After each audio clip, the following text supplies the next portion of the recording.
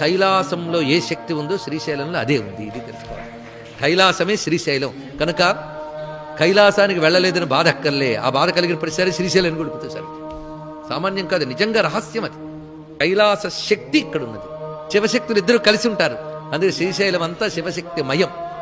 శ్రీశైలమే ఒక మహాశ్రీ చక్రం. శ్రీ అనే శబ్దమే దాన్ని తెలియజేస్తున్నది. శివశక్తి మయం గనక శివుడు అక్కడ, మల్లికార్జునుడు, అమ్మ భ్రామరి.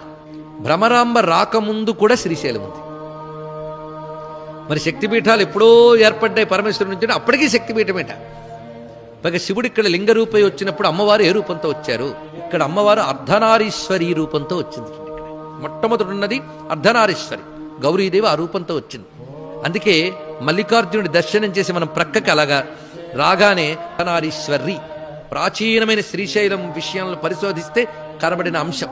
ఇలాగ అసలు శ్రీశైలం యొక్క పట్లు ప్రాచీన గ్రంథములు పరిశీలించి శ్రీశైలంలోనే 7 రోజులు చెప్పే అవకాశం